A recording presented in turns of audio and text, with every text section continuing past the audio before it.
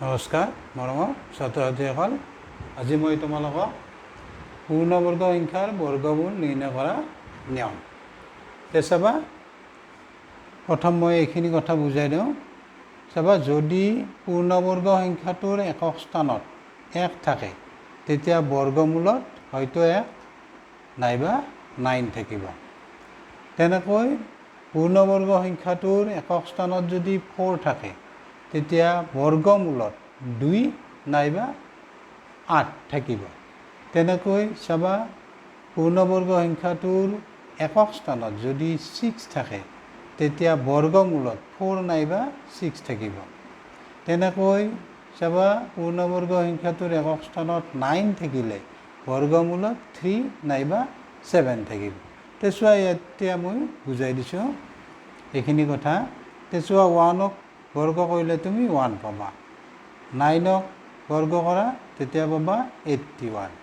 এতিয়া চোৱা, একক স্থানত 1 চোৱা, একক স্থানত পূৰ্ণবৰ্গ সংখ্যাৰ একক স্থানত যদি 1 থাকে তেতিয়া 1ৰ বৰ্গমূল 1, 81ৰ বৰ্গমূল 9। ক'লা বুজি? অৰ্থাৎ একক স্থানত পূৰ্ণবৰ্গ সংখ্যাটোৰ যদি একক স্থানত 1 থাকে বৰ্গমূলত কি থাকিব? 1 নাইবা 9।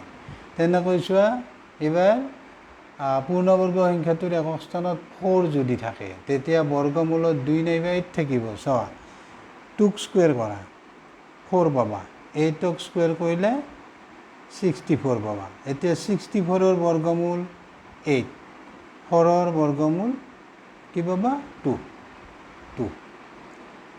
এইবাৰ চোৱা, এইটো 6 যদি হয়, পূৰ্ণবৰ্গ সংখ্যাটোৰ একক স্থানত 6 থাকিলে বৰ্গমূলত কি থাকিব? 4 নাইবা 6। চোৱা, তুমি 4ক স্কুৱেৰ কৰা 16 পাবা, 6ক স্কুৱেৰ কৰা 36 পাবা। এতিয়া চোৱা, একক স্থানত 6। এতিয়া 36ৰ তুমি বৰ্গমূল কি পাবা? 6 আৰু 16ৰ বৰ্গমূল 4। এফালা বুজি? একক স্থানত 6 থাকিলে বৰ্গমূলত 4 নাইবা 6। তেনেকৈ চোৱা, 3ক স্কুৱেৰ কৰিলে 9, 7ক স্কুৱেৰ কৰিলে 49 পাবা। এতিয়া চাবা, 9ৰ বৰ্গমূল 3। তেনেকৈ 49ৰ বৰ্গমূল কি হ'ব? 7। এতিয়া এই নিয়মখিনি ইয়াতে প্ৰয়োগ কৰিম। প্ৰথমে তুমি চোৱা, 5 to 9 এইটো এটা পূৰ্ণবৰ্গ সংখ্যা। ইয়াক আমি দুভাগ কৰি ল'ম, এনেকৈ দুভাগ কৰি ল'ম। সেইটো চোৱা, একক স্থানত 9 আছে। চোৱা, একক স্থানত 9 পূৰ্ণবৰ্গ সংখ্যাটোৰ একক স্থানত 9 আছে, গতিকে বৰ্গমূলত 3 নাইবা 7 থাকিব। 3 or 7, 3 নাইবা 7 থাকিব। এতিয়া নেক্সট ষ্টেপত চাবা, কি থাকিল আমাৰ ইয়াত? 5। এতিয়া 5 সংখ্যাটো কোন দুটা বৰ্গ সংখ্যাৰ মাজত আছে চাম। গতিকে 2 স্কুৱেৰ 4, 3 স্কুৱেৰ 9 পালা। এতিয়া চাবা, 2ক স্কুৱেৰ কৰোঁতে তুমি 4 পালা, 3 স্কুৱেৰ কৰোঁতে 9 পালা। এতিয়া 4 আৰু 9ৰ কাই সৰু? 4ৰ বৰ্গমূল ল'লে কি পাম? 2। গতিকে ইয়াতে আমি 10ক স্থানত, বৰ্গমূলৰ 10ক স্থানত আমি 2 লিখিম। ইয়াতো 2 লিখিম। পালা? এতিয়া এই সংখ্যা দুটাৰ, এইটো আৰু এইটো, এই সংখ্যা দুটাৰ কোনটো এই সংখ্যাটোৰ বৰ্গমূল হ'ব আমি সেইটো চাম। এতিয়া সেইটো চোৱাৰ কাৰণে আমি কৰিম, চাবা, এই 5 সংখ্যাটো কাৰ ওচৰত আছে? অৰ্থাৎ 4 আৰু 9ৰ তুমি এনেকৈ লিখি চাব পাৰা, 4, 5, 6, 7, 8, 9। 5 4ৰ ওচৰত আছে। যিহেতু 5 4ৰ ওচৰত আছে, সেইকাৰণে আমি এই সংখ্যা দুটাৰ সৰু সংখ্যাটো নিৰ্বাচন কৰিম। যেহেতু 5-এ 4-ৰ ওচৰত আছে, সেইকাৰণে 9-ৰ ওচৰত নাই, ডাঙৰটোৰ ওচৰত নাই, 5-এ সৰুটোৰ ওচৰত আছে।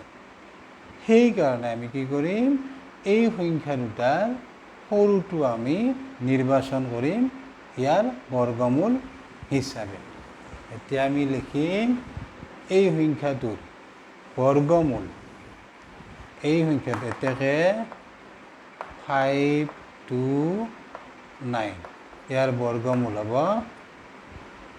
8, 23 পালা বুজি। এবাৰ 3 3 6 4, তেতিয়া চোৱা একক স্থানত 4 আছে, চোৱা 4 থাকিলে 2 or 8, একক স্থানৰ সংখ্যা দুটা পালোঁ আমি। এতিয়া দশক স্থানত কি হ'ব, 33 চোৱা কাৰ কাৰ মাজত আছে, 33 25 অৰ্থাৎ 5 স্কুৱেৰ আৰু 6 স্কুৱেৰ, এই দুটাৰ মাজত আছে চোৱা 33 25 আৰু 36-ৰ মাজত আছে। গতিকে এই 25 আৰু 36-ৰ সৰু পায় 25, গতিকে 25-ৰ বৰ্গমূল 5, ইয়াতে আমি 5 লিখিম, দশক স্থানত 5।